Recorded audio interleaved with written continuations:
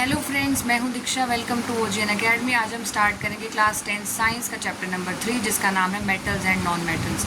तो ये चैप्टर जो है कंप्लीट आपका कराया जाएगा, जिसमें नोट्स रहेंगे, आपके जितनी भी एक्टिविटीज़ हैं कंप्लीट एनसीईआरटी जो है आपकी कवर कराई जाएगी। तो बिना टाइम वेस्ट के स्टार्ट करते हैं chapter number 3 metals and non metals.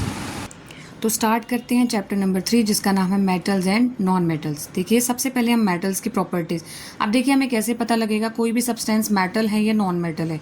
तो हम जो है सबसे पहले डिस्कस करेंगे physical properties of metals. Metals की प्रॉपर्टीज़ और नॉन मेटल्स की प्रॉपर्टीज़ हमें पता होनी चाहिए, जिसके बेसिस पे हम बता सकते हैं कि ये सब्सटेंस मेटल है या नॉन मेटल है। ठीक है, तो देखिए सबसे पहले जो मेटल्स होते हैं जैसे कि आयरन, कॉपर, एल्यूमिनियम, मैग्नीशियम, ठीक है, ये अपने प्योर स्टेट में शाइनी होते हैं। तो मेटल्स जो होते हैं वो लस्चरस होते हैं, ठीक है, और जो नॉन मेटल होते हैं वो लस्चर नहीं होते। मतलब जो एक मेटल्स होते हैं ना वो शाइन करते हैं, ठीक है, उनमें एक चमक होती है, नॉन मेटल्स में वो चमक नहीं होती।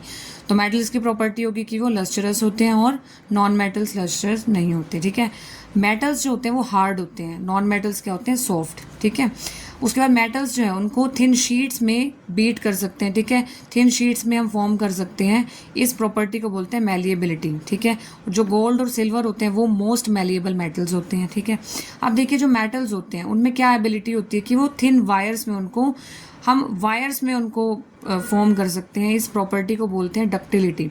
डक्टिलिटी होती है कि मेटल्स की ऐसी प्रॉपर्टी जिससे हम उनको वायर्स में कन्वर्ट कर सकते हैं। ठीक है, जैसे एग्जांपल है डक्टिलिटी का, gold is most ductile metal. ठीक है, अब मेटल्स जो होते हैं वो अलग अलग शेप्स में, जैसे कि हमें चाहिए, हमारी नीड्स के अकॉर्डिंग हम उनको कन्वर्ट कर सकते हैं, उनको डिफरेंट शेप दे सकते हैं। नेक्स्ट प्रॉपर्टी है, फिफ्थ प्रॉपर्टी, कि जो मेटल्स होते हैं वो गुड कंडक्टर्स होते हैं हीट के। ठीक है, और इनका जो मेल्टिंग और बॉइलिंग पॉइंट है वो हाई होता है। ठीक है, अब जो बेस्ट कंडक्टर होता है हीट का वो होता है सिल्वर और कॉपर, और जो लेड और मरकरी होते हैं वो पुअर कंडक्टर होते हैं हीट के। ठीक है, तो जो बेस्ट कंडक्टर है हीट का वो कौन सा होगा, सिल्वर और कॉपर, और पुअर होते हैं लेड और मरकरी। उसके बाद मेटल्स जो होते हैं, ठीक है, वो इलेक्ट्रिसिटी कंडक्ट करते हैं।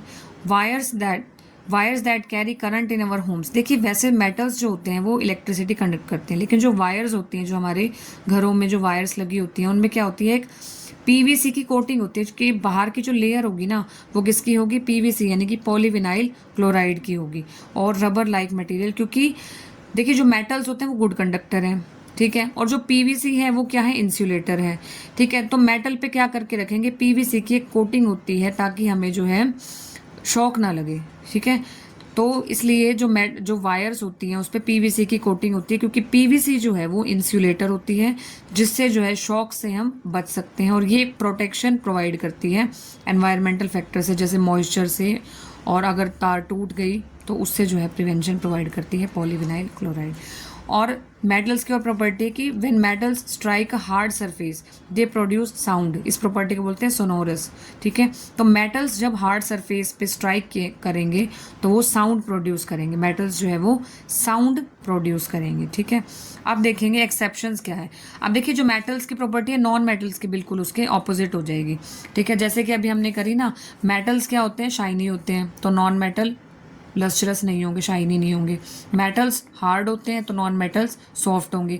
मेटल्स को बीट करके थिन शीट्स में हम बना सकते हैं, लेकिन नॉन मेटल्स को नहीं कर सकते। मतलब मेटल्स जो है मैलिएबिलिटी और डक्टिलिटी शो करते हैं, नॉन मेटल्स नहीं करते। अब metals good conductor of heat and electricity होते हैं, नॉन मेटल बैड कंडक्टर होते हैं।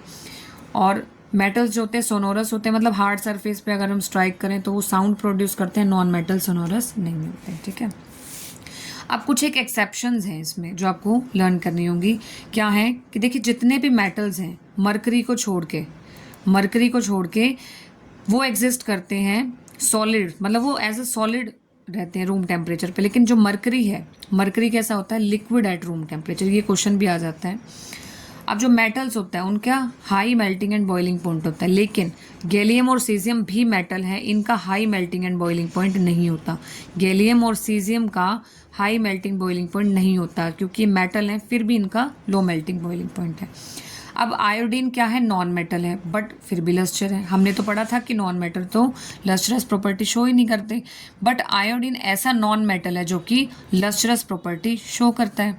अब कार्बन नॉन मेटल है, फिर भी अब देखिए कार्बन जो है, कार्बन अलग अलग एलोट्रोप्स में मतलब उसके अलग अलग फॉर्म होते हैं, जैसे डायमंड है, ग्रेफाइट है, ठीक है। अब देखिए हमने क्या पढ़ा था कि जो नॉन मेटल्स हैं उनका मेल्टिंग पॉइंट और बॉइलिंग पॉइंट तो लो होता है, क्योंकि मेटल्स का हाई होता है ना। तो बट डायमंड और ग्रेफाइट जो है ये एक तरह के नॉन मेटल हैं, कार्बन के टाइप्स हैं। अब डायमंड जो है सबसे ज़्यादा हार्ड है और हाई मेल्टिंग पॉइंट और बॉइलिंग पॉइंट होता है। और ग्रेफाइट जो है वो इलेक्ट्रिसिटी कंडक्ट करता है। और हैं क्या ये नॉन मेटल, तो नॉन मेटल में तो अपोजिट था ना। नॉन मेटल क्या होते हैं, सॉफ्ट होते हैं, लो मेल्टिंग पॉइंट और बॉइलिंग पॉइंट होता है। बट डायमंड और ग्रेफाइट नॉन मेटल होते हुए भी ये हार्ड है, हाई मेल्टिंग पॉइंट और बॉइलिंग पॉइंट है, और ग्रेफाइट क्या है, इलेक्ट्रिसिटी कंडक्ट कर रहा है। तो ये भी क्या है, एक्सेप्शन है। तो याद होनी चाहिए, मेटल की प्रॉपर्टी होती है कि वो हार्ड होते हैं, हाई मेल्टिंग पॉइंट और बॉइलिंग पॉइंट होता है, और वो इलेक्ट्रिसिटी कंडक्ट करते हैं। और नॉन मेटल उसके अपोजिट होते हैं। और यहाँ पे देखिए डायमंड नॉन मेटल होते हुए भी हाई मेल्टिंग पॉइंट और बॉइलिंग पॉइंट रख रहा है, और ग्रेफाइट जो है इलेक्ट्रिसिटी कंडक्ट कर रहा है। तो ये एक्सेप्शन है। और जो अल्कली मेटल्स हैं जैसे लिथियम, सोडियम, पोटेशियम, ठीक है, ये अल्कली मेटल्स आते हैं ना, और ये सॉफ्ट होते हैं। अब मेटल्स हमने क्या पढ़े थे, हार्ड होते हैं जनरली, बट ये वाले जो मेटल्स हैं लिथियम, सोडियम, पोटेशियम, ये सॉफ्ट होते हैं। वो इतने सॉफ्ट होते हैं कि हम इसे नाइफ से भी कट कर सकते हैं। इनकी डेंसिटी लो होती है और मेल्टिंग पॉइंट क्या होता है, लो होता है। तो ये एक्सेप्शन है, ठीक है। उसके बाद metals give rise to basic oxides. Generally हमने पढ़ा था ना पिछले चैप्टर में कि मेटल्स जो है वो बेसिक ऑक्साइड देता है, और नॉन मेटल्स जो है वो एसिडिक ऑक्साइड प्रोड्यूस करता है जब वाटर में डिसॉल्व करते हैं इनको, ठीक है। तो जनरली क्या होता है, तो जो मेटेलिक ऑक्साइड होते हैं वो बेसिक होते हैं नेचर में, और नॉन मेटेलिक ऑक्साइड एसिडिक होते हैं नेचर में। ये तो पहले वाली जस्ट प्रॉपर्टी जो हमने पिछले चैप्टर में पढ़ी थी वो, ये यहाँ पे ठीक किया है थोड़ा सा, यहाँ बेसिक आना था, यहाँ एसिडिक आना था, ठीक है। तो मेटल्स जो हैं वो बेसिक ऑक्साइड प्रोड्यूस करते हैं जब वाटर में डिसॉल्व किया जाए, और नॉन मेटल्स जो है वो एसिडिक ऑक्साइड प्रोड्यूस करते हैं जब वाटर में डिसॉल्व। अब देखिए फटाफट से एक्टिविटीज़ देख लेते हैं। एक्टिविटी 3.1 है। सबसे पहले हमें क्या करना है, आयरन, कॉपर, एल्यूमिनियम, मैग्नीशियम, इनके सैंपल्स जो है कलेक्ट करने हैं, ठीक है। हमें अपीयरेंस देखनी है हर सैंपल की। अब क्या करना है, क्लीन करना है surface of each sample by rubbing them with sand paper and note their appearance again, ठीक है। फिर हमें देखना है कि जो है कौन कैसे दिख रहा है, ठीक है। अब हमें देखिए 3.2 एक्टिविटी है, take small pieces of iron, copper, aluminium and magnesium, try to cut. सबसे पहले हमें सिर्फ अपीयरेंस देखनी थी कि उन्हें रब करके अब उनके अपीयरेंस कैसी है, ठीक है। हो सकता है कोई लस्टरस हो, कोई ना हो, ठीक है। उसके बाद जो अलग अलग हमने पीसेस लिए उनको हमें कट करके देखना है नाइफ से, फिर ऑब्जर्वेशंस देखनी है। उसके बाद hold a piece of sodium metal with a pair of tongs, ठीक है, उसको टोंग्स के पेयर से होल्ड करके देखना है। Question, always handle sodium metal with care, dried by pressing between folds of filter paper. अब हमें वॉच ग्लास पे से रखना है और नाइफ से कट करके देखना है। अब देखेंगे हम, फिर ऑब्जर्व करना है कि क्या हो रहा है। तो जो मेटल्स होंगे, हमने अभी पढ़ा ना मेटल्स की प्रॉपर्टीज, देखिए मेटल्स क्या होते हैं, लस्टरस होते हैं। तो हम शाइनी सरफेस से पहचान लेंगे कि कौन सा मेटल है, कौन सा नॉन मेटल है। और जो कट हो रहा होगा नाइफ से वो मेटल होगा, जो नहीं होगा वो नॉन मेटल होगा। उसके बाद देखिए एक्टिविटी 3.3 है। इसमें क्या करना है, आयरन, जिंक, लेड और कॉपर के जो पीसेस हैं उन्हें कलेक्ट करना है। Place any one metal on a block of iron and strike it.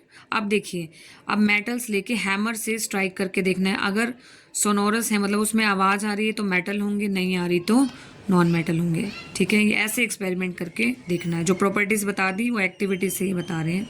उसके बाद देखिए इस एक्टिविटी में पूछा हुआ है कि list the metals whose wires you have seen in daily life. तो इसमें जो है डक्टिलिटी और मैलिएबिलिटी के बारे में बता रखा है कि जो मेटल्स होते हैं वो मैलिएबल भी होते हैं और डक्टाइल भी होते हैं, मतलब उनको वायर्स में भी प्रोड्यूस किया जा सकता है और उनसे शीट्स भी बनाई जा सकती हैं, ठीक है।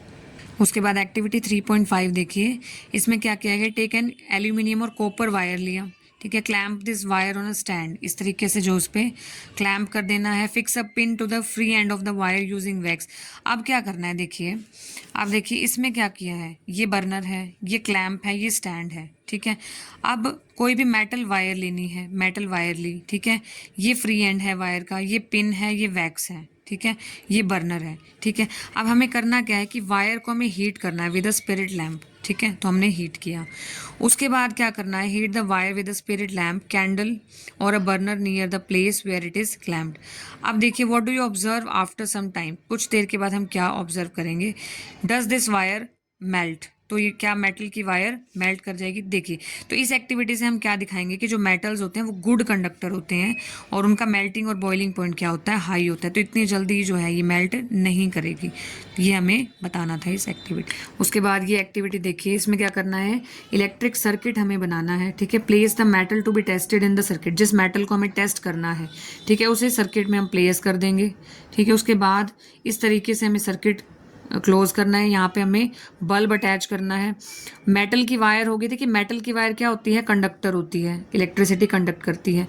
तो अगर जो जिस मेटल को हम टेस्ट कर रहे हैं, ठीक है, अगर तो इलेक्ट्रिसिटी कंडक्ट कर जाएगी, बल्ब ग्लो करेगा, तो वो क्या होगा, मेटल। अगर हमने नॉन मेटल लगाया है तो इलेक्ट्रिसिटी कंडक्ट नहीं करेगा, बल्ब ग्लो नहीं करेगा, तो वो क्या होगा, नॉन मेटल। तो इस तरीके से हम चेक कर सकते हैं कि मेटल्स जो है गुड कंडक्टर ऑफ इलेक्ट्रिसिटी है। क्योंकि अगर मेटल्स होंगे बल्ब ग्लो करेगा, नॉन मेटल्स होंगे वो इलेक्ट्रिसिटी कंडक्ट नहीं करते, बल्ब ग्लो नहीं करेगा।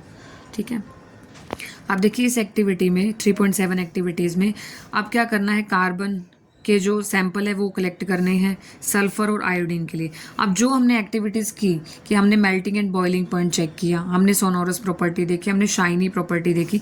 अब इनके केस में भी सारी वही प्रॉपर्टीज़ देखनी है, मैलिएबल हैं, डक्टाइल हैं। ठीक है, तो वो सारी प्रॉपर्टीज़ चेक करके फिर हम कहेंगे कि ना तो ये क्या, जो कार्बन है, सल्फर है, आयोडीन है।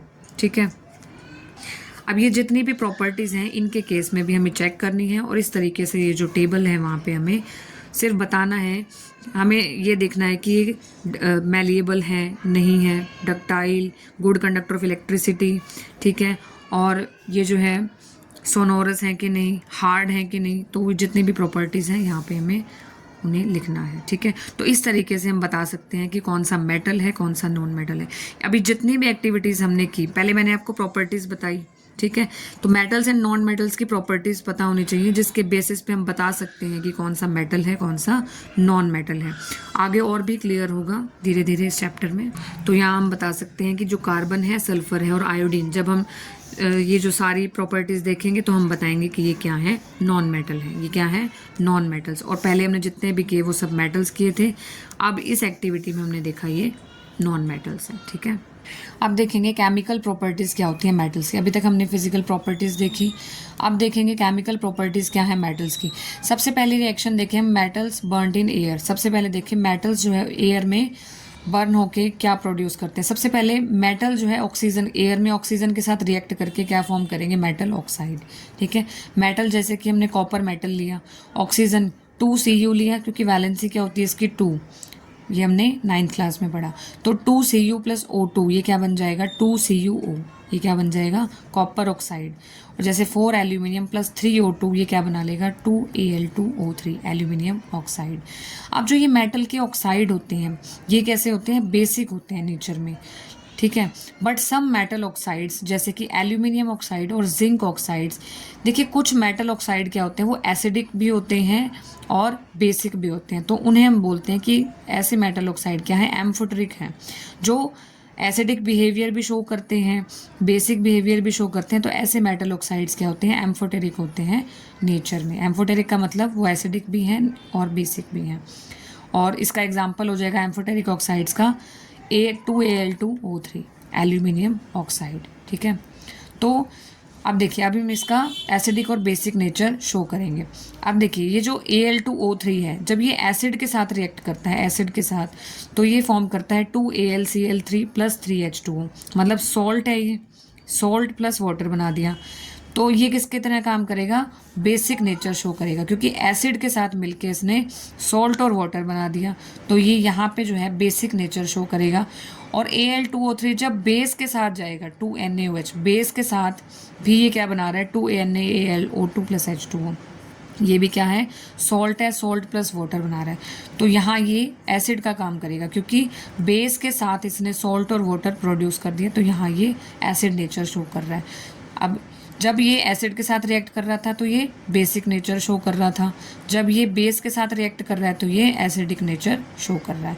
तो ये कैसा ऑक्साइड होगा, एम्फोटेरिक ऑक्साइड। आई होप आपको समझ में आ रहा होगा बहुत अच्छे से। देखिए यहाँ पे जो Al2O3 है ये बेसिक है और यहाँ पे एसिडिक है। अब देखिए जितने भी मेटल ऑक्साइड होते हैं, ज़्यादातर जो मेटल ऑक्साइड हैं वो इनसॉल्युबल होते हैं वाटर में, लेकिन जो कुछ होते हैं, कुछ मेटल ऑक्साइड जैसे कि सोडियम ऑक्साइड और पोटेशियम ऑक्साइड, ये वाटर में डिज़ोल्व कर जाते हैं। जनरली मेटल ऑक्साइड इनसॉल्युबल होते हैं वाटर में, लेकिन सोडियम ऑक्साइड और पोटेशियम ऑक्साइड क्या होते हैं, वाटर में डिज़ोल्व कर जाते हैं to produce alkalis.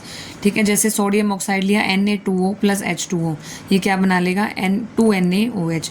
K2O + H2O, ये क्या बनाएगा, 2KOH। ठीक है, तो ये डिज़ोल्व कर जाते हैं वाटर में। ये जो मेटल ऑक्साइड है वाटर में डिज़ोल्व करके एल्कलीज फॉर्म कर लेते हैं, 2NaOH और 2KOH। ठीक है, तो ये हमें जो है इस टॉपिक में ये सारे लर्न करने पड़ेंगे। अब जो मेटल्स होते हैं जैसे कि पोटेशियम है और सोडियम है, ठीक है, हम केमिकल प्रॉपर्टीज़ कर रहे हैं मेटल्स की। ये जो मेटल्स हैं जैसे कि पोटेशियम और सोडियम, अब देखिए ये रिएक्ट करते हैं vigorously that they catch fire if they kept in open. तो अगर इन्हें हम खुले में रखेंगे तो मेटल्स जो है वो फायर कैच कर लेंगे, मतलब जलने लग जाएंगे। तो इन्हें हम प्रोटेक्ट करने के लिए, एक्सीडेंटल फायर्स ना हो, हम इन्हें केरोसिन ऑयल में जो है इमर्स करके रखते हैं। ठीक है, अब जो सिल्वर यहाँ पे हम डिस्कस कर रहे हैं जितनी भी केमिकल प्रॉपर्टीज़ है, अभी तक हम फिजिकल प्रॉपर्टीज़ पढ़ के आए थे मेटल्स की, अब हम डिस्कस कर रहे हैं केमिकल प्रॉपर्टीज़ ऑफ मेटल। ठीक है, केमिकल प्रॉपर्टीज़ ऑफ मेटल। उसके बाद देखिए जो सिल्वर और गोल्ड होता है वो ऑक्सीजन के साथ रिएक्ट नहीं करते हाई टेम्परेचर पे भी।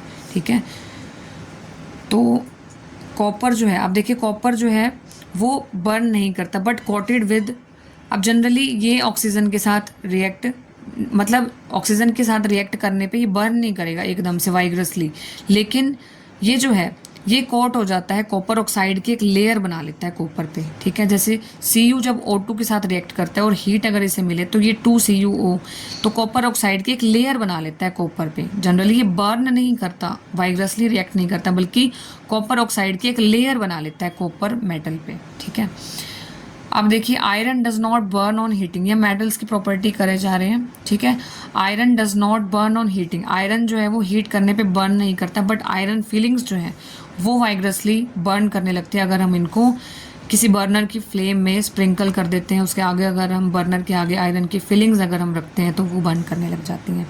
उसके बाद सोडियम जो होता है वो मोस्ट रिएक्टिव मेटल है, मैग्नीशियम से भी ज़्यादा रिएक्टिव है। फिर एक प्रोसेस होती है एनोडाइजिंग। एनोडाइजिंग एक ऐसी प्रोसेस है जिसमें हम एक थिक ऑक्साइड की लेयर फॉर्म करते हैं एल्यूमिनियम पे, एल्यूमिनियम पे एक थिक ऑक्साइड लेयर फॉर्म करते हैं। ठीक है, during anodising a clean aluminium article is made the anode. ठीक है, एनोडाइजिंग के दौरान जो एल्यूमिनियम आर्टिकल होता है वो उसे एनोड बना दिया जाता है और उसको इलेक्ट्रोलाइज किया जाता है डाइल्यूट सल्फ्यूरिक एसिड के साथ। ठीक है, तो जनरली हमें करना क्या है, एल्यूमिनियम मेटल पे थिक ऑक्साइड लेयर फॉर्म करनी है। ठीक है, तो ये कैसे फॉर्म होगी, जब एल्यूमिनियम आर्टिकल जो है हमने क्लीन एल्यूमिनियम आर्टिकल लिया, ठीक है, उसको एनोड फॉर्म कर दिया और उसको इलेक्ट्रोलाइज किया विद डाइल्यूट सल्फ्यूरिक एसिड। ठीक है, तो इससे एक थिक ऑक्साइड लेयर फॉर्म हो जाएगी। अब देखिए एक एक्टिविटी है 3.9 जिसमें what happens when metals are burned in air. तो ये जो है सबसे पहले ये एक्टिविटी जो है किसी की गाइडेंस में ही होनी चाहिए। ठीक है, अब करना क्या है इसमें, hold any of the samples taken above with a pair of tongs. ठीक है, तो मेटल्स जो हैं जैसे कि मैग्नीशियम है, सोडियम है, अब करना क्या है, इन्हें होल्ड करके देखना है with a pair of tongs and try burning over a flame. Flame पे जो है उसको बर्न करके देखना है। Repeat with the other samples, collect the productive formed, अब जो अगर कोई प्रोडक्ट फॉर्म होता है तो उसे कलेक्ट करना है। Let the products and metal surface cool down, उन्हें ठंडा होने देना है। तो अब हमें ये देखना है कि कौन सा मेटल जल्दी बर्न हो गया और कौन सा नहीं हुआ, और किस टाइप की जो फ्लेम है वो प्रोड्यूस कर रहा है मेटल, और how does the metal surface appear after burning, burn होने के बाद मेटल सरफेस कैसा दिख रहा है, और मेटल्स को अरेंज करना है decreasing order of their reactivity towards oxygen, और क्या वो सोल्यूबल है या नहीं है वाटर में। ठीक है, तो इस एक्टिविटी का आंसर यही रहेगा कि मेटल्स जब एयर में बर्न होते हैं ऑक्सीजन के साथ, जब रिएक्ट करते हैं तो मेटल ऑक्साइड फॉर्म करते हैं। जो मेटल ऑक्साइड होते हैं वो बेसिक होते हैं नेचर में, लेकिन ये जो एल्यूमिनियम ऑक्साइड है और जिंक ऑक्साइड है ये एम्फोटेरिक होता है, ये एसिडिक भी होता है, बेसिक भी होता है। उसके बाद जो मेटल्स अभी हमने देखा ना कि कुछ मेटल जो है वो वाइग्रसली हीट होंगे, बर्न हो जाएंगे, जैसे सोडियम और पोटेशियम होते हैं, तो इन्हें प्रोटेक्ट करने के लिए हम केरोसिन ऑयल में इनको इमर्स करके रखते हैं। सिल्वर और गोल्ड जो है वो ऑक्सीजन के साथ रिएक्ट ही नहीं करेंगे। तो इस एक्टिविटी के थ्रू हमें यही चीज़ें बतानी थी। ठीक है, जो कॉपर है वो बर्न नहीं करेगा बट एक ब्लैक कलर की लेयर फॉर्म कर लेगा। आयरन बर्न नहीं करता बट आयरन फिलिंग्स बर्न करती हैं। सोडियम सबसे ज़्यादा रिएक्टिव होगा, ठीक है, मैग्नीशियम से भी ज़्यादा। और एनोडाइजिंग में तो हमने थिक ऑक्साइड लेयर फॉर्म की एल्यूमिनियम की, ठीक है। उसके बाद देखेंगे मेटल्स रिएक्ट विद वाटर। अब मेटल्स जो है वाटर के साथ कैसे रिएक्ट करेंगे, ठीक है। अब देखिए जब मेटल वाटर के साथ रिएक्ट करते हैं सबसे पहले तो वो मेटल ऑक्साइड फॉर्म करेंगे और हाइड्रोजन गैस प्रोड्यूस करेंगे। ये ध्यान रखना है, जब भी मेटल वाटर के साथ रिएक्ट करते हैं तो मेटल ऑक्साइड फॉर्म करते हैं और हाइड्रोजन गैस प्रोड्यूस करते हैं। उसके बाद ये मेटल ऑक्साइड जो है वो वाटर के साथ फिर से फर्दर रिएक्ट करेगा और मेटल हाइड्रोक्साइड फॉर्म करेगा। तो जनरली मेटल्स जब वाटर के साथ रिएक्ट करते हैं तो फाइनल प्रोडक्ट मेटल हाइड्रोक्साइड बनता है। अब देखिए हाइड्रोजन गैस रिलीज करेगा, जब भी मेटल वाटर के साथ रिएक्ट करेंगे, बार बार कह रही हूँ मैं, हाइड्रोजन गैस रिलीज होगी। ये एक एक्टिविटी के थ्रू मैं बताती हूँ कैसे होगा। अब देखिए अब हम कर क्या रहे हैं, मेटल्स जो है जब वाटर के साथ रिएक्ट करेंगे तो हाइड्रोजन गैस रिलीज होगी, ठीक है। इस एक्सपेरिमेंट में, इस एक्टिविटी में हमें ये पता लगेगा। सबसे पहले देखिए इसमें क्या किया गया है, collect the sample of same metals, ठीक है। अब यहाँ पे मेटल का सैंपल लेना है, ठीक है, और कोई ग्लास वूल लेनी है वाटर में सॉक करके। ग्लास वूल होती है ना जो घरों में होती है, जैसे बर्तन साफ करते हैं, ठीक है, उसको ग्लास वूल लेनी है वाटर में सॉक करके, ठीक है। उसको यहाँ प्लेस करना है। ये बर्नर है, ठीक है। कोई मेटल का सैंपल जैसे हमें चेक करना है, अलग अलग मेटल से हम चेक करेंगे, तो कोई भी मेटल सैंपल हम यहाँ लेंगे। ये कॉर्क है, ये स्टैंड है। उसके बाद ये डिलीवरी ट्यूब जो है, ये ट्यूब यहाँ से अटैच की हुई है। ये कंटेनर है जिसमें वाटर है, ठीक है। अब उसके बाद ये हमारे पास कोई टेस्ट ट्यूब है जिसको इन्वर्ट किया हुआ है, उसके बाद स्टैंड से उसको अटैच किया हुआ है। अब होगा क्या, अब देखिए बर्नर से हीट मिलेगी, ठीक है, इस ग्लास वूल को जिसमें वाटर है। वाटर सारा, अब देखिए वाटर को जब हीट मिलेगी तो स्टीम बन जाएगा, ठीक है। तो water in the form of steam metal से रिएक्ट करेगा। अब मेटल जब वाटर से रिएक्ट करेगा तो क्या बनता है, मेटल का ऑक्साइड, फिर उसके बाद हाइड्रोक्साइड बनता है और हाइड्रोजन गैस रिलीज होती है। अब हाइड्रोजन गैस पास होती होती इस वाटर के कंटेनर में आ जाएगी, ठीक है। अब वाटर मिल गया, अब ये हाइड्रोजन गैस के बबल्स फॉर्म होने लग जाएंगे, बबल्स फॉर्म होने लग जाएंगे। तो यहाँ से हम क्या बता सकते हैं कि हाइड्रोजन गैस रिलीज हो रही है, ठीक है। इसमें ऐसे भी कर सकते हैं कि हाइड्रोजन गैस का पता लगाना हो तो हम क्या करेंगे, कोई बर्निंग कैंडल इसके पास लेके आएंगे, पॉप साउंड अगर प्रोड्यूस करेगी तो हाइड्रोजन गैस, अगर हमें गैस का पता लगाना हो तो, ठीक है। तो ये बबल्स प्रोड्यूस होंगे हाइड्रोजन गैस के। तो ये एक एक्टिविटी थी जिसमें जब मेटल वाटर के साथ रिएक्ट करता है तो हाइड्रोजन गैस प्रोड्यूस होती है, बबल्स प्रोड्यूस हो गए। तो इस एक्टिविटी में बता रखा है। आप देखेंगे अलग अलग मेटल्स वाटर के साथ कैसे रिएक्ट करते हैं। अब कोई मेटल कोल्ड वाटर के साथ रिएक्ट करता है, कोई जो मेटल है वो बॉयल वाटर के साथ रिएक्ट करेगा, कोई स्टीम के साथ रिएक्ट करेगा, कोई बबल्स फॉर्म करेगा। तो वो चीज़ अब हम देखेंगे। अब जो सोडियम और पोटेशियम है ये वायलेंटली कोल्ड वाटर के साथ भी इतनी वायलेंट रिएक्शन दिखाते हैं। इतनी वायलेंट का मतलब बहुत ज़्यादा हीट प्रोड्यूस करते हैं। सोडियम और पोटेशियम जब वाटर के साथ रिएक्ट करते हैं, यानी कि 2K, मतलब पोटेशियम जब वाटर के साथ रिएक्ट कर रहा है 2K + 2H2O, ये क्या फॉर्म करेगा, 2KOH। तो फॉर्म क्या होता है, मेटल का हाइड्रोक्साइड, तो हाइड्रोक्साइड फॉर्म होगा 2KOH + H2 + हीट प्रोड्यूस होगी, बहुत ज़्यादा हीट प्रोड्यूस होती है। इसी तरीके से 2Na + 2H2O क्या फॉर्म करेगा, 2NaOH + H2 + हीट एनर्जी, बहुत सारी हीट प्रोड्यूस करेगा, ठीक है। अब सोडियम और पोटेशियम तो बहुत ज़्यादा हीट प्रोड्यूस करते हैं कोल्ड वाटर के साथ भी, लेकिन जो कैल्शियम होता है, कैल्शियम इतना ज़्यादा वायलेंट रिएक्ट नहीं करता, बहुत ज़्यादा हीट प्रोड्यूस नहीं करता वाटर के साथ, ठीक है। तो कैल्शियम जब रिएक्ट करेगा वाटर के साथ, कैल्शियम + 2H2O क्या बना लेगा, ये CaOH2, calcium hydroxide + H2, hydrogen gas तो लिबरेट सारे कर रहे हैं ना। तो जब भी मेटल वाटर के साथ रिएक्ट करेंगे हाइड्रोजन गैस तो रिलीज होगी। और जब सोडियम और पोटेशियम वाटर के साथ, कोल्ड वाटर के साथ रिएक्ट करते हैं तो बहुत ज़्यादा हीट प्रोड्यूस करते हैं। बट कैल्शियम और मैग्नीशियम बहुत ज़्यादा वायलेंट रिएक्शन नहीं करते, मतलब बहुत ज़्यादा हीट प्रोड्यूस नहीं करते जब वाटर के साथ रिएक्ट करते हैं, लेकिन ये फ्लोट करना, तैरना शुरू कर देते हैं। तो जब कैल्शियम वाटर के साथ रिएक्ट करता है, कैल्शियम + 2H2O, तो क्या फॉर्म करेगा, CaOH2 + H2। तो कैल्शियम जो है वो फ्लोट करना शुरू कर देगा, तैरना शुरू कर देगा, बिकॉज क्योंकि जो बबल्स होते हैं ना हाइड्रोजन गैस के, वो मेटल सरफेस के साथ चिपक जाएंगे और वो इतना हल्का हो जाएगा, वो तैरने लग जाएगा। सेम है मैग्नीशियम के लिए, बट मैग्नीशियम जो है वो कोल्ड वाटर के साथ रिएक्ट नहीं करता, वो हॉट वाटर के साथ रिएक्ट करता है और मैग्नीशियम हाइड्रोक्साइड बना लेता है। और हाइड्रोजन के जो बबल्स हैं इसी तरीके से मैग्नीशियम के साथ भी स्टिक कर जाएंगे, चिपक जाएंगे और मैग्नीशियम भी फ्लोट करना शुरू कर देगा पानी में, ठीक है। अब जो अदर मेटल्स हैं एल्यूमिनियम, आयरन और जिंक, ये तो कोल्ड वाटर के साथ रिएक्ट नहीं करते, हॉट वाटर के साथ भी रिएक्ट नहीं करते, ये स्टीम के साथ रिएक्ट करते हैं और क्या बनाते हैं, मेटल ऑक्साइड और हाइड्रोजन गैस। अब ये मेटल ऑक्साइड बनाते हैं, वो मेटल हाइड्रोक्साइड बना रहे थे, ये मेटल ऑक्साइड और हाइड्रोजन गैस फॉर्म करेंगे। तो 2Al + 3H2O क्या बनाएगा, Al2O3 + 3H2। एल्यूमिनियम वाटर के साथ रिएक्ट करके एल्यूमिनियम ऑक्साइड बनाया और हाइड्रोजन गैस लिबरेट हुई। आयरन 3Fe + 4H2O क्या बना रहा है, Fe3O4 + 4H2, ठीक है, आयरन ऑक्साइड बनाया और हाइड्रोजन गैस लिबरेट हुई, ठीक है। तो ये आपको लर्न करनी होंगी सारी रिएक्शंस इस तरीके से, ठीक है, सारी बहुत अच्छे से आनी चाहिए, बहुत इंपॉर्टेंट टॉपिक है ये। उसके बाद देखिए मेटल्स रिएक्ट्स विद एसिड्स। अब मेटल्स जो है एसिड के साथ रिएक्ट करके क्या फॉर्म करेंगे, जनरली देखिए जब भी मेटल एसिड्स के साथ रिएक्ट करते हैं तो क्या फॉर्म करते हैं, सॉल्ट और हाइड्रोजन गैस। जब भी मेटल्स एसिड्स के साथ रिएक्ट करेंगे तो सॉल्ट और हाइड्रोजन गैस फॉर्म करेंगे। तो मेटल प्लस डाइल्यूट एसिड लेंगे हम, फॉर्म करेगा सॉल्ट प्लस हाइड्रोजन गैस, ठीक है। मेटल लिया जैसे कि मैग्नीशियम लिया, एसिड लिया जैसे 2HCl लिया, क्योंकि Mg की वैलेंसी 2 है इसलिए हमने 2HCl लिया, तो फॉर्म करेगा MgCl2 + H2। एक चीज़ और ध्यान रखनी है कि बैलेंस होनी चाहिए रिएक्शन, रिएक्टेंट साइड और प्रोडक्ट साइड बैलेंस होने चाहिए। तो अब देखिए Mg 1 है, यहाँ पे भी 1 है, 2 Cl हैं, यहाँ भी 2 Cl हैं, H कितने हैं, यहाँ 2 हैं, यहाँ भी कितने हैं, 2 हैं। तो मैग्नीशियम जब हाइड्रोक्लोरिक एसिड के साथ रिएक्ट करता है तो MgCl2 salt magnesium chloride form करता है प्लस हाइड्रोजन गैस फॉर्म करता है। इसी तरीके से एल्यूमिनियम रिएक्ट करता है जब 2Al + 6HCl, तो क्या फॉर्म करता है, 2AlCl3 + 3H2।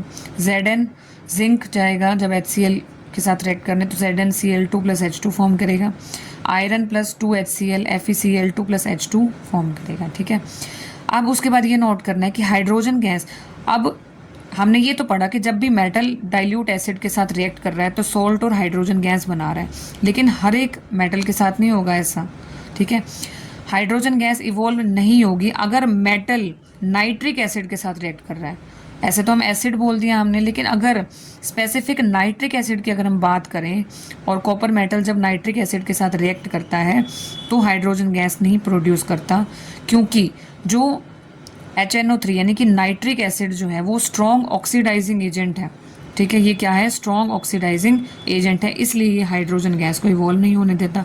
ऑक्सीजन ये क्या करेगा, स्ट्रॉन्ग ऑक्सीडाइजिंग एजेंट जो ऑक्सीजन को H2 के साथ रिएक्ट करा के वाटर फॉर्म करा दे, मतलब बेसिकली इसमें वाटर बनता रहता है, H2 की जगह H2O बनता है, ठीक है। तो जब कॉपर नाइट्रिक एसिड के साथ रिएक्ट करता है 2HNO3 के साथ रिएक्ट करता है तो ये क्या फॉर्म करेगा, CuNO3 ट्वाइस + NO + H2O, ठीक है, कॉपर नाइट्रेट + NO + H2O, ठीक है। और एक रिएक्टिविटी ऑर्डर याद करना है, सबसे ज़्यादा रिएक्टिव है इनमें मैग्नीशियम होता है, फिर एल्यूमिनियम, फिर जिंक, फिर आयरन, ठीक है। और rate of formation of bubbles भी जो है फास्टेस्ट, जो जितना ज़्यादा रिएक्टिव होगा उतने ज़्यादा बबल फॉर्मेशन होगा इसमें, ठीक है। अब Mg के केस में हाइड्रोजन गैस फॉर्म होती है, हाइड्रोजन गैस इस मेटल से चिपक जाती है और Mg जो है फ्लोट करने लगता है, तो सबसे ज़्यादा फ्लोट Mg करेगा, बबल्स फॉर्मेशन इसमें फास्ट होगी, फिर एल्यूमिनियम में, फिर जिंक में, फिर आयरन में, ठीक है। तो अभी जो मैंने एक्सप्लेन किया वो बिल्कुल इसी एक्टिविटी में है, जो बिल्कुल एक्सप्लेन कर चुकी हूँ मैं। सबसे पहले हमें मेटल सैंपल्स कलेक्ट करने हैं, ठीक है, मेटल्स के सैंपल कलेक्ट करने हैं जैसे कि सोडियम पोटेशियम के, ठीक है। अगर सैंपल्स जो है वो टार्निश हैं उसको रब करना है, क्लीन होने चाहिए वो, सैंड पेपर से हम क्लीन कर देंगे। आप put the sample separately in test tubes containing dilute hydrochloric acid. तो जितने भी सैंपल्स हैं HCl के साथ हम उन्हें टेस्ट करेंगे। Suspend thermometers in the test tube so that their bulbs are dipped in the acids. उसके बाद अब हमें देखना है बबल्स फॉर्मेशन कैसे हो रही है, ठीक है, और कौन सा मेटल वाइग्रसली रिएक्ट कर रहा है हाइड्रोक्लोरिक एसिड के साथ, टेम्परेचर किसका ज़्यादा है और रिएक्टिविटी का ऑर्डर क्या है। ये हम पढ़ चुके हैं ना अभी कि कि जो रेट ऑफ फॉर्मेशन बबल्स होगा वो Mg के केस में सबसे ज़्यादा होगा, फिर एल्यूमिनियम में, फिर जिंक में, फिर आयरन में, ठीक है। और मेटल्स जब डाइल्यूट एसिड के साथ HCl के साथ रिएक्ट करेंगे तो MgCl2 + H2 सॉल्ट बनेगा। अगर Mg मेटल है तो MgCl2 सॉल्ट बनेगा, Al है तो AlCl3, Zn है तो ZnCl2, Fe है तो FeCl2।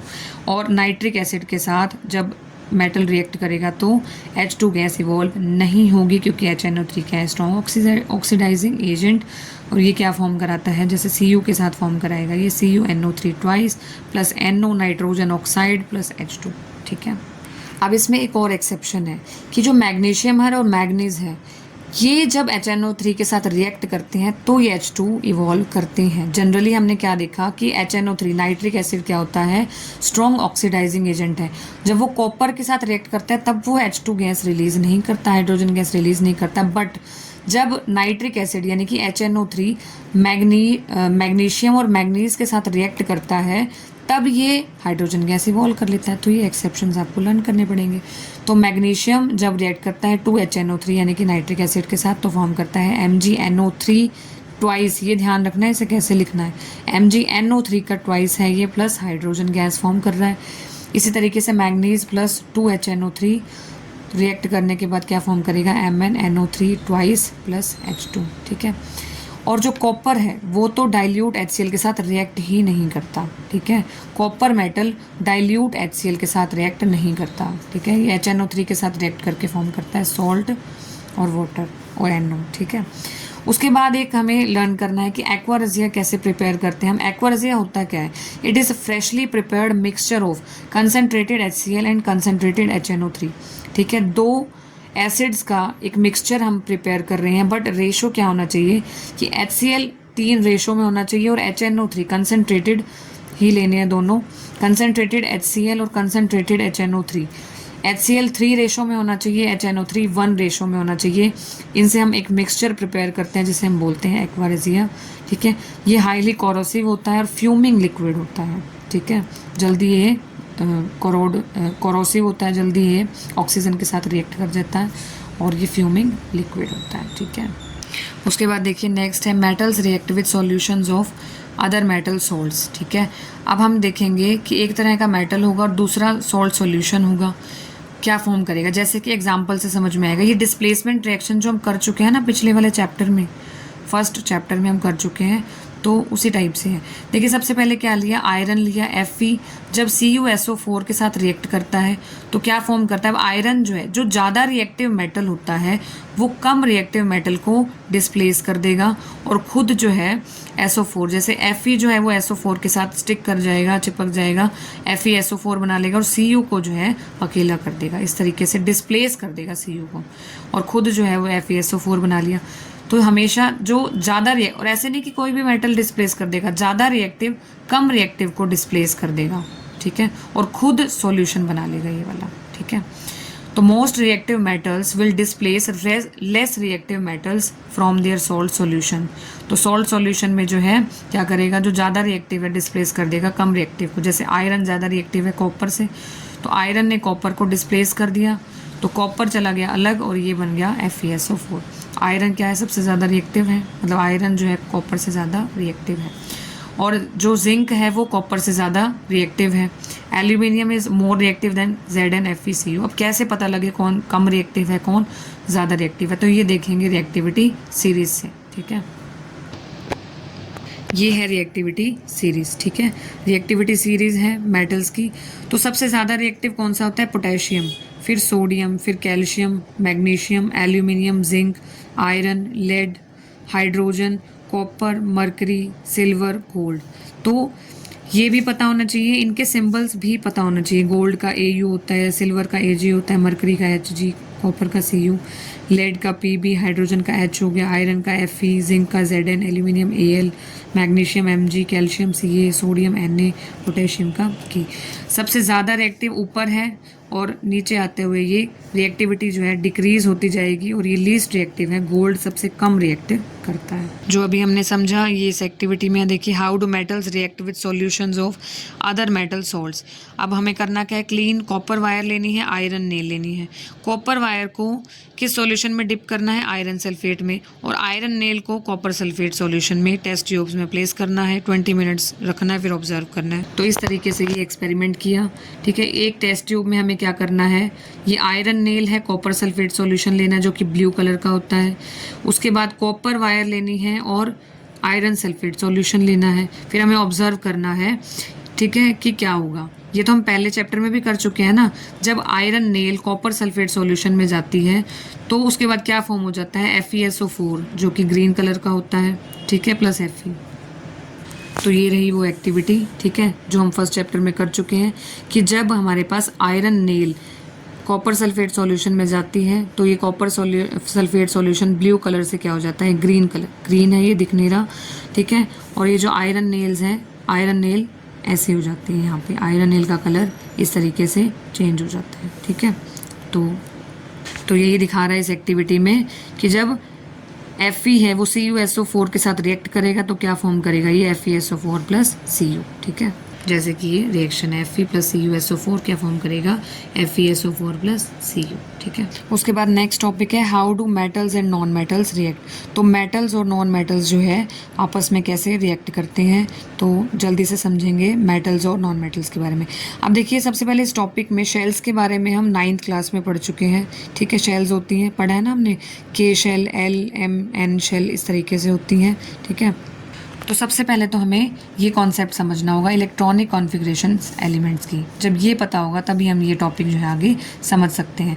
सबसे पहले K, L, M, N shell ये सभी को पता होगा, 9th क्लास में हमने पढ़ा है। ये नहीं पढ़ा तो आप एक बार वो समझ के आइए, फिर ही आपको ये टॉपिक समझ में आएगा। तो देखिए एलिमेंट जैसे कि जो नोबल गैसेज होती हैं, ठीक है, नोबल गैसेज में जैसे एलिमेंट लिया हमने, हीलियम लिया, ठीक है, हीलियम, नियन और आर्गन, ये क्या है, ये नोबल गैसेज हैं, ठीक है। अब हीलियम का एटॉमिक नंबर क्या है, हमने पीरियोडिक टेबल की है ना, तो हीलियम का जो एटॉमिक नंबर वो है 2, ठीक है। अब K शेल में हमने ये भी पढ़ा है ना, K शेल में मैक्सिमम कितने इलेक्ट्रॉन आ सकते हैं, 2, L में 8, इसमें 8, फर्दर इस तरीके से चलता जाएगा 2, 8, 8, ठीक है। तो अब देखिए हीलियम में 2 ही इसका एटॉमिक नंबर है, तो जो 2 हैं, 2 इलेक्ट्रॉन किस में जाएंगे, K शेल में। अब ये कम्प्लीटली फिल, और ये ध्यान रखना जब वैलेंस शेल कम्प्लीटली फिल हो जाएंगी, जब शेल्स कम्प्लीटली फिल हैं तो वो जो एलिमेंट है वो कैसा होगा, नोबल गैसेस में आ जाएगा, स्टेबल माना जाएगा। जैसे नियोन है, ठीक है, एटॉमिक नंबर 10 होता है, तो K शेल में कितने आ सकते हैं, 2 इलेक्ट्रॉन, बचे कितने गए, 8, L तो होल्ड भी 8 ही कर सकता है, तो 2, 8, दोनों शेल क्या है, कम्प्लीटली फिल्ड, तो ये कैसा है, स्टेबल एलिमेंट है, तो इसे नोबल गैसेस में हम डालेंगे। उसके बाद आर्गन है, आर्गन का एटॉमिक नंबर है 18।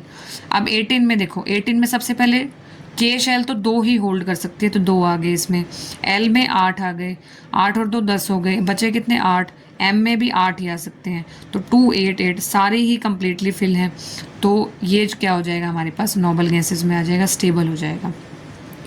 अब देखिए मेटल्स, अब हम इलेक्ट्रॉनिक कॉन्फ़िगरेशन समझ रहे हैं मेटल्स की और नॉन मेटल्स की क्या होती है। सोडियम क्या है, मेटल, एटॉमिक नंबर होता है 11।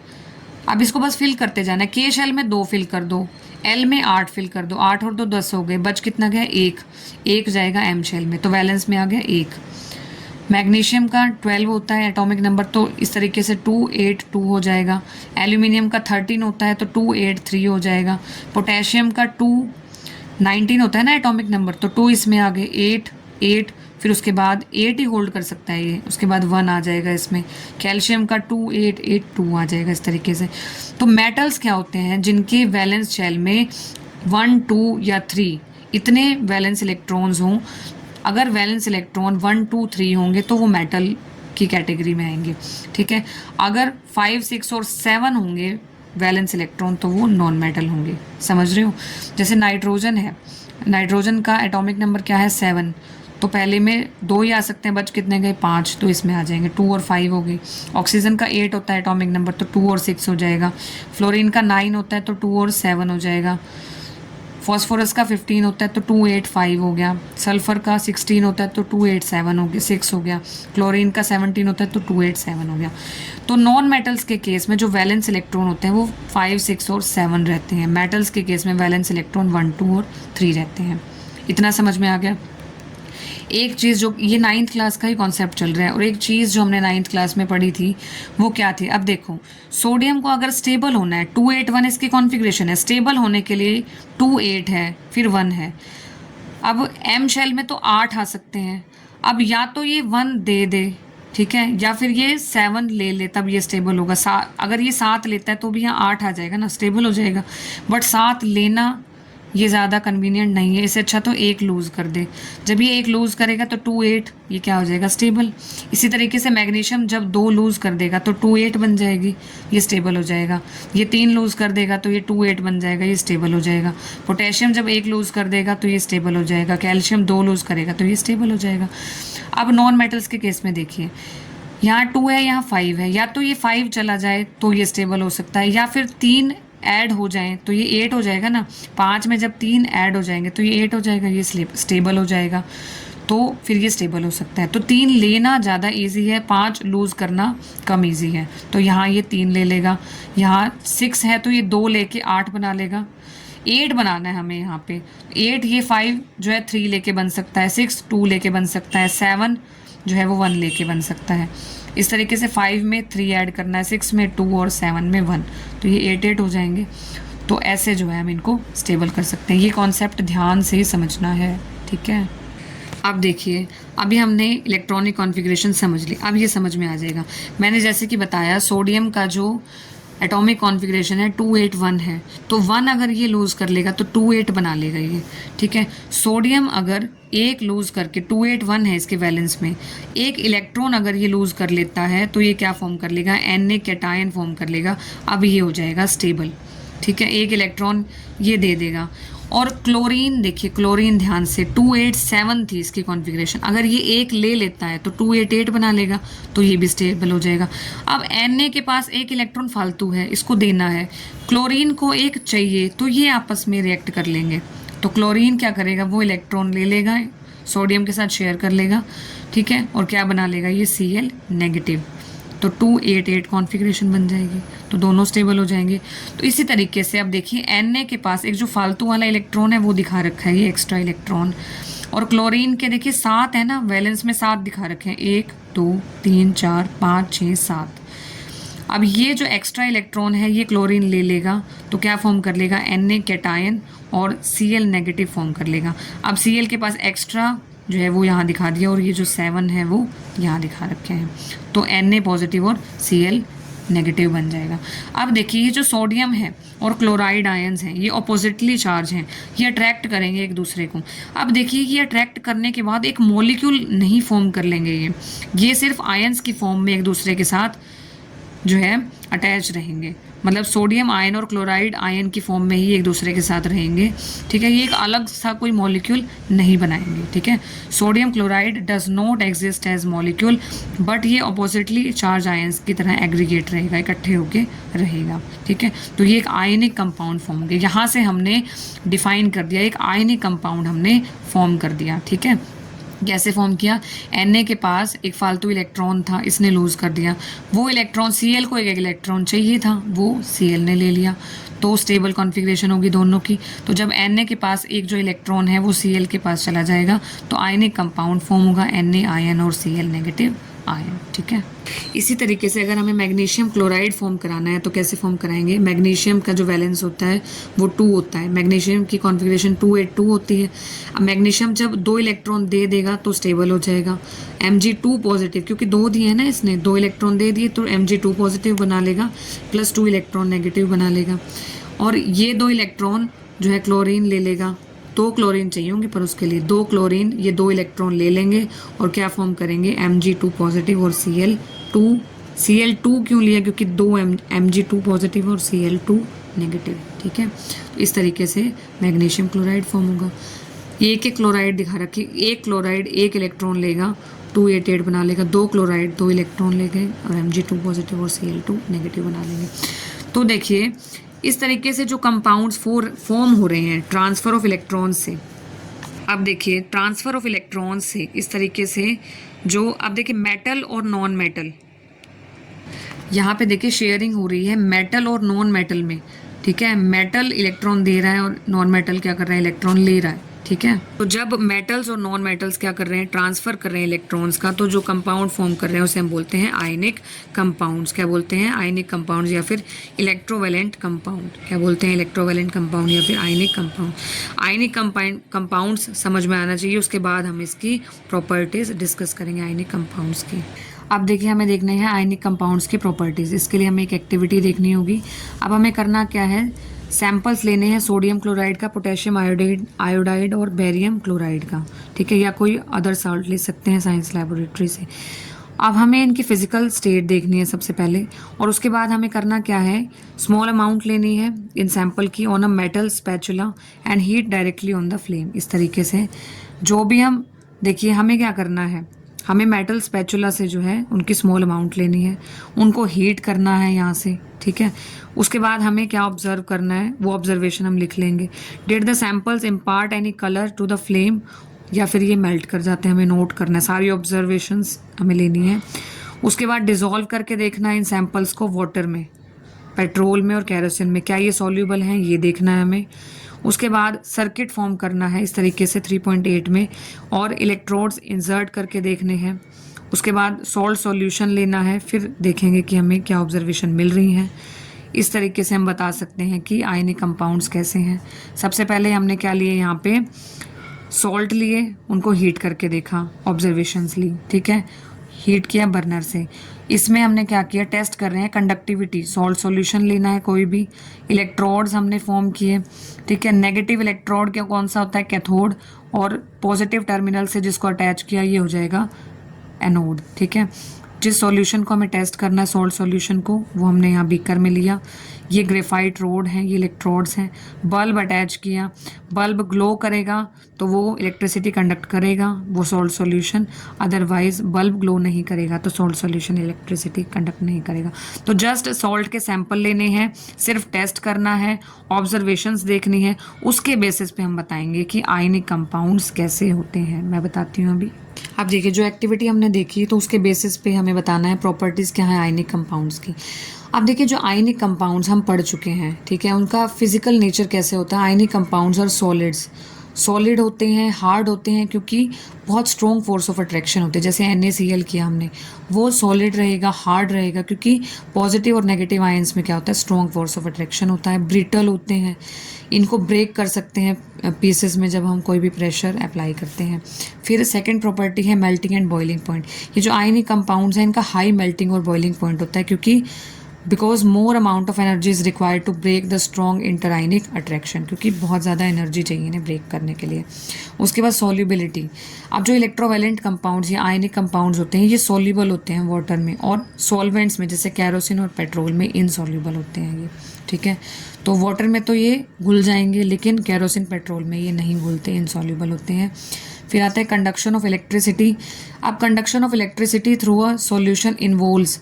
अब इसमें होता क्या है, इलेक्ट्रिसिटी कंडक्ट करने में क्या होता है, चार्ज पार्टिकल की जब मूवमेंट होती है तब इलेक्ट्रिसिटी कंडक्ट होती है।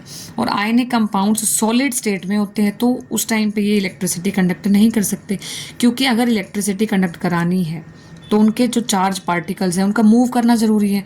सॉलिड स्टेट में तो इनके आयनिक कंपाउंड्स के चार्ज पार्टिकल मूव नहीं करते, because movement of ions in solid is not possible due to their rigid structure होता है ना उनका। बट आयनिक कंपाउंड्स अगर मोल्टन स्टेट में है, वाटर में डिसॉल्व करेंगे तो ये जो है इलेक्ट्रिसिटी कंडक्ट कर सकते हैं, ठीक है। तो ये थी आयनिक कंपाउंड्स की प्रॉपर्टीज़। आई होप समझ में आ गई होंगी, ठीक है।